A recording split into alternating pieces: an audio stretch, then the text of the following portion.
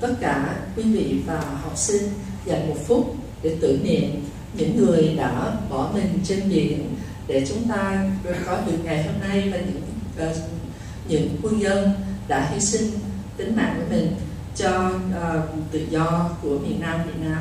Phút mặc niệm bắt đầu.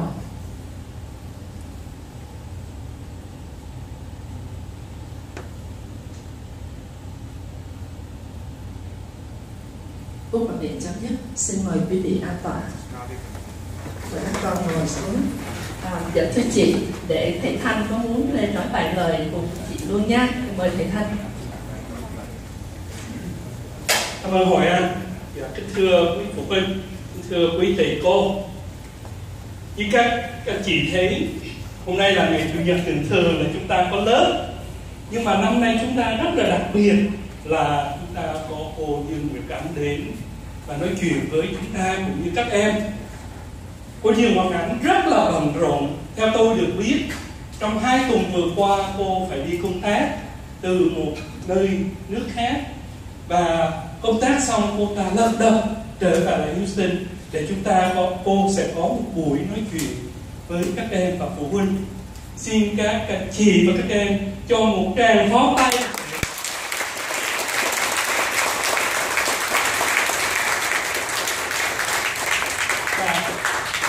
Các em, this is a great opportunity for you to listen and to learn from somebody who's very successful, not just her professional, but her family as well.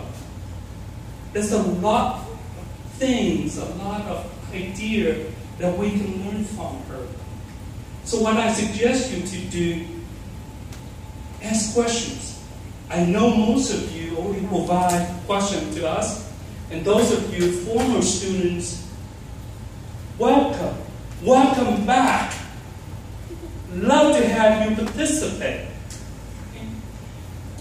There's no one name is an island. We're going to use this opportunity to form the former Việt ngữ Hùng Vương Students Association. Chúng ta dùng cái cơ hội này, chúng ta thành lập hội cựu học sinh trường Việt ngữ Hùng Vương.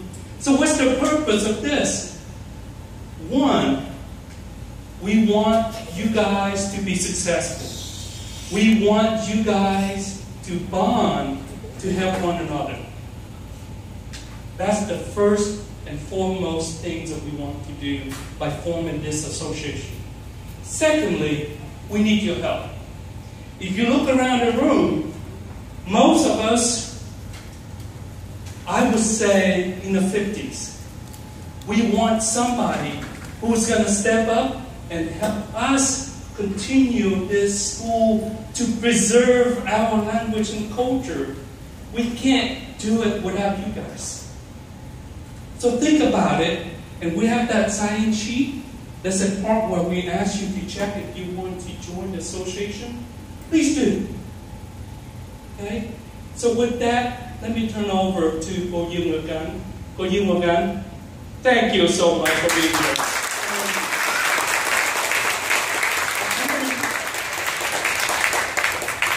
Trước hết xin được trân trọng kính chào tất cả quý vị phụ huynh, các thầy cô và thân mến chào cả các em.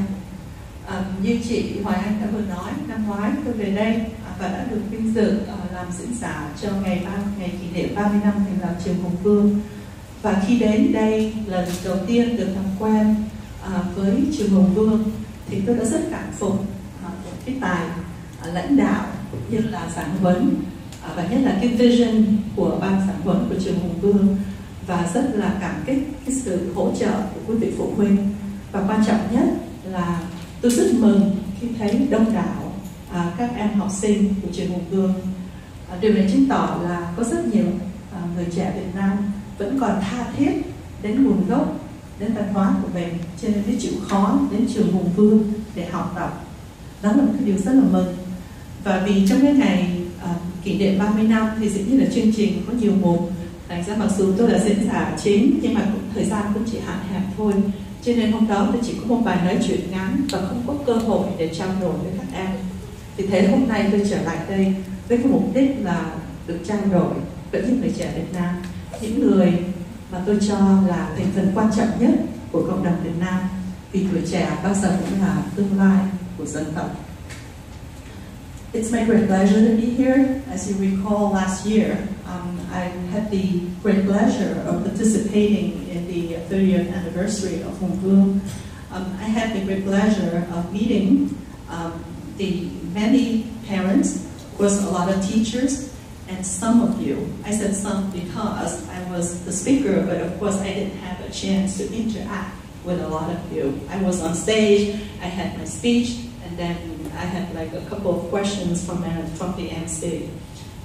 But for me, the most important goal whenever I travel, my first priority is the youth, because you guys are the most important members of the community. You are the future of not just your family, not just your community, but our country, the United States.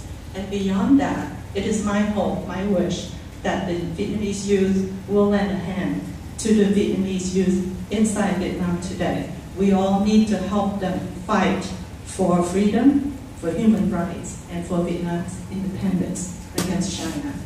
So that's really my real agenda. Whenever I travel, whenever I come to talk to any Viet youth, it is my hope that I will contribute to a way to inspire you all, so that you will want to understand why you're here, why your parents, why your grandparents left Vietnam to be here. We're not here just because we wanted a better life. We came here because we denied communism, because we understood, or your parents and your grandparents understood what communism was about, and they wanted to avoid for you the life living in a region, in a regime that is strict, that all human rights are strict, that you have no opportunities to pursue your own freedom and your happiness. So we, as the first and the 1.5 generation, it is our duty to educate our youth, you, your friends, and your future children and grandchildren, the real cause of why we have this Vietnamese community here. Because we don't ever want you to fall into the mistake of believing that communism could be a good cause for humankind. Because hundreds of millions of people around the world have died because of communism. So, more than that, I want you to be proud of being Vietnamese. You know, again, before we even talk about something as grand as anti-communism, or as grand as let's fight for human rights, of course the most basic question to you all is, why should you care, right? What's so cool about being Vietnamese? You're born here, so why don't you just want to be American and forget about your root, right? So it's my hope, and of course all of the teachers' hope, that once you understand our proud history, our proud culture, the fact that we had a great civilization before Chinese domination, before our history and our language were erased by the Chinese, what a great civilization we already had.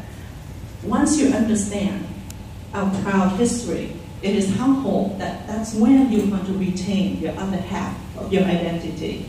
Then you will see why it's cool to be Vietnamese. And then you would want to retain that part of your identity. And once you have the wish to retain that identity, then you will have the opportunity to pick the best of both worlds for your own success in this country, in this society. And beyond that, not only that you're going to be successful as an adult, as a contributing citizen to America, you also will then hopefully have the interest to help the Vietnamese inside Vietnam. So today, I want to listen as well. You know, last time I came here, I talked, you listen, right? Because I had to give a keynote. Today we have a round table discussion. You talk, I listen. As well as, if I may, I will answer questions that you might have. We all will share our opinions about any topic that you want to talk about. This is a small group. We have a cozy group. Everybody is free to ask any question about any topic. Everybody is free to share your opinion as well as your experience. I'm not the only one with answers, or I'm not the only one certainly with the right answer. But hopefully together we'll see new perspectives, we'll share experience, and therefore we'll be exposed to different perspectives, different experience from others, and learn from one another. Okay. Thế ra là tôi rất mong là các em sẽ đặt câu hỏi, trả lời và góp ý, chứ không phải là chỉ có các em hỏi và tôi trả lời, mà tất cả chúng ta cùng thảo luận. Và tôi mong rằng những cái dịp trao đổi như thế này sẽ giúp cho các em thích tìm hiểu thêm về nguồn gốc của mình, về văn hóa của mình. Tại sao mình cần phải giữ cái gốc là người Việt Nam? Có gì hay để giữ? Việt Nam có văn hóa gì? Có những cái gì đáng để cho mình tự hào? Và từ đó thì các em khi mà biết mình có cái gì hay thì mình mới muốn giữ. Và khi đó thì mình mới biết để ý và biết pick the best of both worlds, đúng không? Tức là mình chọn gạn lọc những cái hay của hai nền văn hóa Việt và Mỹ để thăng tiến trong nghề nghiệp, trong xã hội. Và đồng thời khi mình thành công rồi thì mình mới có thể giúp những người đi sau mình, hoặc là nhất là quan trọng hơn là giúp dân tộc Việt Nam và nước Việt Nam hôm nay. Bây giờ thì chúng ta có thể bắt đầu, và một lần nữa tôi khuyến khích các em là mạnh dạn phát biểu, hỏi cũng như là góp ý về tất cả mọi đề tài, bất cứ đề tài nào mà các em muốn thảo luận với tôi hôm nay. Okay? Thưa chị, thầy cô đã có hỏi các em gửi câu hỏi lên. Các con nghe không? Gửi câu hỏi cho cô thì hai anh cũng cô cũng nói với các con thì bây giờ những học sinh nào đã đưa câu hỏi lên thì cô sẽ hỏi trước, và sau đó nếu mà mình còn thời gian các con tiếp tục có câu hỏi. Các phụ giáo ngồi buổi bàn, nếu mà các bạn có câu hỏi gì thì con nói các bạn viết câu hỏi xuống đưa cho con, rồi xong đưa lên cho cô nha. Các phụ giáo giúp giùm cô. Và đồng thời nữa đó là cô mặc dù cô đã có câu hỏi lên rồi nhưng mà cô sẽ kêu phụ giáo lên hỏi. Sẵn cô coi cái tiếng Việt con giỏi cỡ nào nha. Điều để ý. Cho nên con ngủ không được đâu. Ok, rồi bây giờ cô gọi giáo là ngồi gần cô nhất nè, Nguyệt Ánh lên để hỏi các cô. Đây, ở trong mấy câu hỏi này cô có để tên học sinh đặt câu hỏi nha. Thì cô con hỏi con nói tên của các bạn mà đặt câu hỏi, rồi sau con hỏi cô Nguyệt Ánh rồi trả lời nhá.